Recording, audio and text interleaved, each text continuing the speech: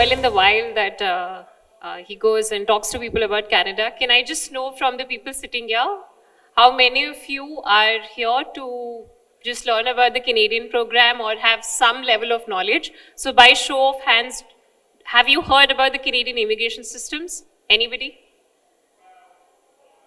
No? Little bit. Express entry. Good. That's a good level to start. How about you, sir? No? Okay. But you're looking to learn for yourself or for somebody you know? For yourself. That's good to know. Good to know. Yeah. We can go on and talk about Canada the entire day, but good to at least learn about one of the programs. So that's what I'm going to do.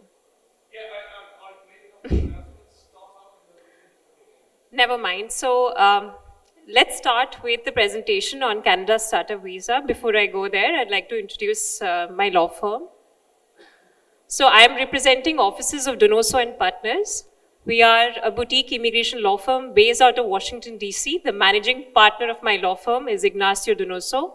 You will see them at the booth. Ignacio is a licensed immigration lawyer, both in US and Canada.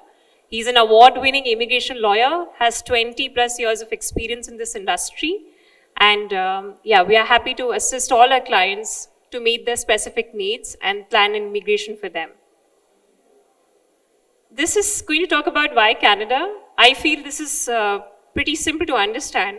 As an immigrant, when I'm looking to immigrate to a new country, I have a few factors that I keep in mind.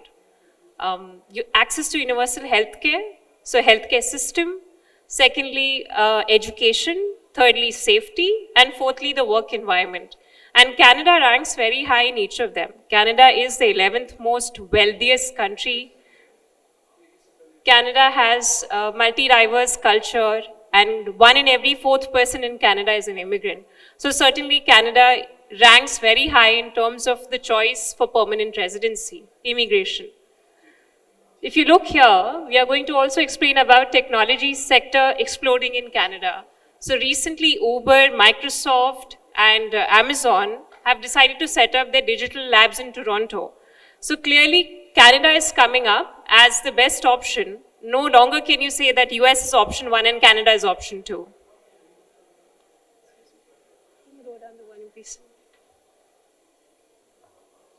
Okay, this is an introduction about the Canada starter visa. So when I was trying to ask an initial question, how many of you have heard about the Canadian system? I was trying to understand about the Canadian and immigration understanding. So for example, you know about the express entry. Express entry is a point-based system. It depends upon age, work experience, educational qualification, and your ability to score in the English language exam. However, this is not the only program for immigration to Canada. So here is a program called the Canada Starter Visa. It is an investment-led immigration program. It's a business investment program. And it offers an expedited pathway to permanent residency for investors, spouse, and kids below the age of 22. So if you look here, applicants are not selected on the basis of express entry points. And this is actually the start of this particular provision, that you do not have to worry if you're above 30 years, if you do not have formal education, if you do not feel that you will be in the category where you can score a very high English language test result, then Canada's starter visa is the choice for you. The central feature of this program is the desire of an entrepreneur to start a business in Canada. So if you have a business concept which is innovative, and your innovative business concept is endorsed by an organization called the designated organization, then you can go ahead and plan immigration on that basis. And I am going to define what is a designated organization, what do you mean by an innovative business idea when we look at the next set of slides. What is a designated organization? So a designated organization is a private company, but it is licensed by Canadian government.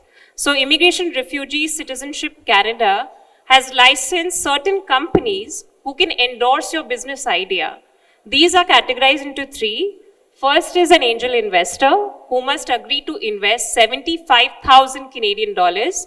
Second is a venture capital fund who must agree to invest 200,000 Canadian dollar. And the third one is a business incubator.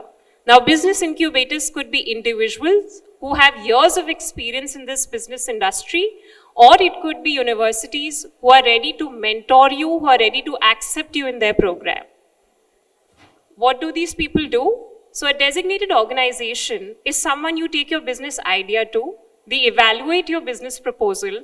If they feel that there is viability, both financially, and if they feel that you will end up creating jobs in Canada, then they will give you a letter of support, and they will also give you their expertise, their advice, their mentorship for the next period of 2 years when you launch your business in Canada. Who can apply? So anybody can apply for this program regardless of age or education. The focus is on your ability to start an innovative business idea. Previous business experience, yes, it's particularly helpful. Anybody who says that business experience is not an eligibility criteria in this is wrong, because when the Canadian government will look at your application, they would want to know as an entrepreneur, what is the skill you're bringing to the country? So at that point of time, if you've already led a successful example of running a business in your home country, or you are a professional who has managed a team of a couple of people, then that would give the government confidence that yes, you can come and start a business in Canada. Next, you're required to have a minimum of 10% voting equity in your company. So for example, we have company A, and we have a number of people who want to plan the startup visa by investing in that company. How many people can plan immigration through this way? 5. 5 entrepreneurs owning 10% equity each can use one business to start their startup visa trajectory. So if you understand it like this, there will be an incubator, angel investor, or a venture capitalist who will own equity in your business, and then there will be investors who will be at least 1, but maximum it can be 5 who can own equity, and through that you can plan your permanent residency. Then you must have English language score CLB 5. Now, I hear from a lot of clients, they shudder that, oh, we cannot score a CLB 7, CLB 8, CLB 9. I speak well, but I may not be able to score as far as the exam is concerned. So you don't have to worry. The good part about this program is that if you can talk just fairly fine, if you score CLB 5, which is very easy, then you can qualify for this program. And lastly, you must have sufficient funds. So when you plan immigration to any country, they want to know that you will be able to support yourself as well as your family. So for example, the admissibility funds for Canada's startup visa program are roughly around $24,000 for a family of 4. So this is the kind of money that you have to show either in the form of liquid assets, equities, balance in your bank account, that you will be able to use this money to settle your family once you're selected as a permanent resident. Again, we discussed this, that the language requirement is scoring CLB 5 in the English language training exam. Again, it's general training, not academic. And if you look at the entrepreneur programs that are available at provincial level, or you look at any other program at the express entry level, then you have to score a minimum of CLB 7 or CLB 9, which is a very high requirement. So as compared to that, the Canada Startup Visa program does have a leeway. It gives you the opportunity. Just sit and relax. If you can talk well, if you can run your business, then we will select you in this program. This is the admissibility requirement. For a family of 2, you can expect $16,500. For a family of 4, $23,600.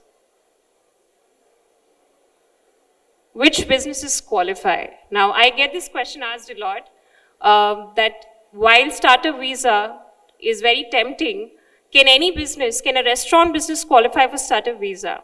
Answer is no. You must have a business which presents an idea that is solving a problem. Not only is it solving a problem, it is also having the capability to generate employment.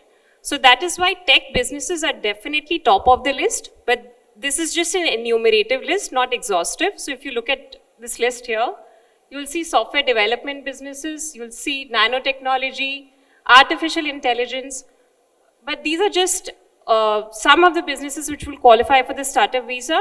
It doesn't mean that every business has to be a tech-based business. This is very important. Applicant's visa process does not depend upon success of the business. Now, when you are running a new business in a new country, you will face a lot of challenges. And the Canadian government understands that. They're not saying that you're supposed to meet a particular minimum turnover or a profit level in the first 2 years. They're saying that you just have to take bona fide efforts to run your business. Bona fide efforts are something like this. I set up a company. I try my best to hire employees. I set up a website. I have a visiting card for myself. So you see, what they're trying to expect from you is the basic. If you're a genuine entrepreneur who wants to start a business, you will undertake all of these activities, and this will actually determine the success of your permanent residency application. Advantages: it is the most flexible path to permanent residency, there's no doubt about it. Age and education level are not determinative of your success. One application can include principal applicant, spouse, and your kids below the age of 22. In US, it is 21. In Canada, it is 22. Then starter visa avoids the express entry point-based system. Again, particularly during the pandemic, we have seen that the express entry point-based system has proven to be very challenging, very unpredictable. The express entry draws were halted for a long duration. And the Canada Starter Visa program does not depend on that. So this is why this program is so popular and so important to consider. Then, yes, Canada Starter Visa can lead to naturalization. So the rule is that once you are a permanent resident and you spend 3 years, in a span of 5 years, you will qualify for citizenship in Canada. Again, because you get sponsored by a designated organization, they do accept you in their training programs. Some designated organizations call it the Alpha program, the Beta program, and through these training programs, you get mentorship to launch your business. You will be interacting with the best of the entrepreneurs in Canada on a day-to-day basis. You'll be having seminars, webinars, you'll be meeting with them, learning from them. So that is the advantage of having a designated organization work with you to ensure your success in this program.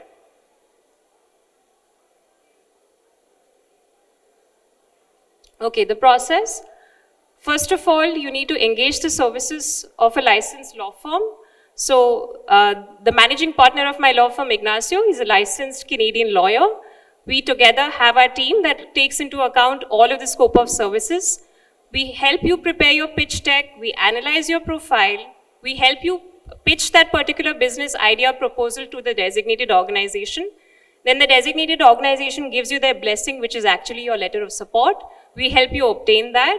Subsequent to that, we also advise you on preparing for the interview.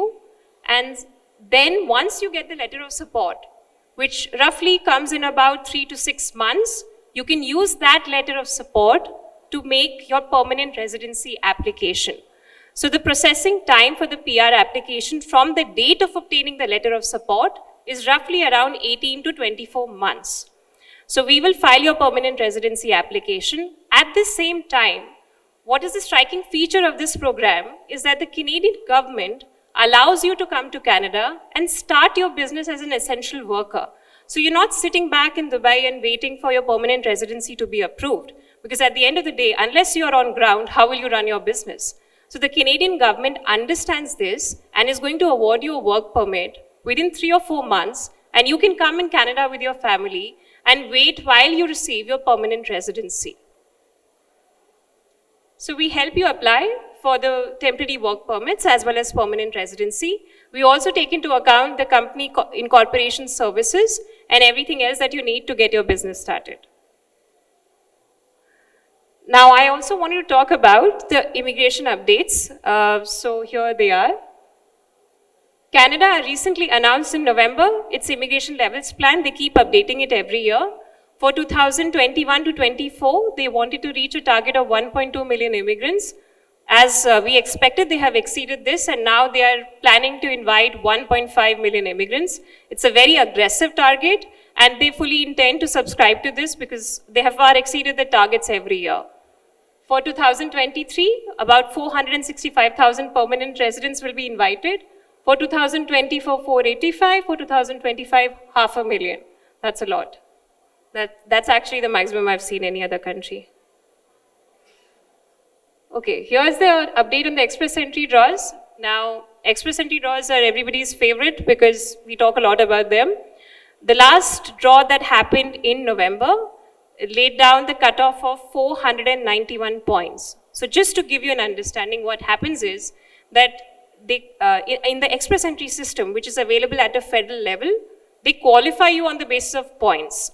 So based on age, you will get certain points. Based on education, you will get certain points.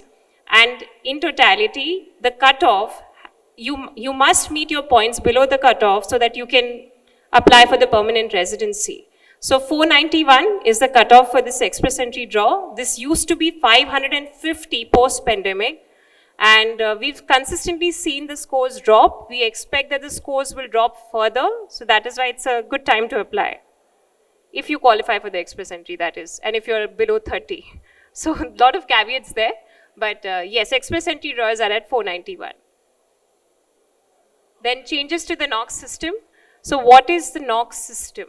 NOC stands for National Occupation Code. Canada has a system to classify all the labor codes. If you are working as a professional or you're a management entrepreneur, then they have a classification system which they call the NOC code. The NOC code that was followed up to this date was 2016. And in November again, they have updated it to 2021. So what is the difference between 2021 and 2016? The difference is that now they are focusing on the TEER system, which is your training, your experience, your responsibilities, your education. And you see the key word here is responsibilities. So earlier, many of the candidates, they would have, for example, work experience in NOC A, but they would have their formal education in NOC B. So the earlier attention of the government was towards classifying people on the basis of skill, whereas now it's on the basis of your real responsibilities that you've undertaken. So your job description matters a lot. In fact, everybody who's in the express entry system today has to update their NOCs to the 2021 system from the 2016 system. So you see, you can no longer have fancy designations without undertaking responsibilities. You will not qualify for a NOC that you're asking for. What is the impact of the NOC changes to the SUV program, the starter visa program? We have always advised our clients that you must take efforts to run your business. So since the focus has shifted on responsibilities, of course, I mentioned earlier in my presentation that if you're a work permit holder, if you're an essential worker, you can come on a temporary foreign work permit to Canada and start your business while your permanent residency application is pending. So lot of scrutiny will take place in order to see whether you're actually running your business, whether you're managing people so that they can qualify you under 00 NOC code, which is now TEER 0 NOC code. And that is why you must undertake all the activities that an entrepreneur undertakes to run the business, even while your application is pending. So don't just think that your application is pending so you can sit back. You may not run your business at all. It's fine. I have the designation of a CEO. I will get the permanent residency because I have a letter of support. No, it does not work like that. So that is why this is consistent with our firm's practice, and we would advise everybody who's in the system or who wants to be in the system to genuinely undertake efforts to run your business. And that's a snapshot from our website. We do publish weekly newsletters about updates to US and Canadian immigration system. We would be more than happy to take any questions from you now. This is the contact information for the managing partner, Ignacio Donoso, and myself. I'm based out of India, very happy to be in Dubai, and please let me know how I can assist anybody.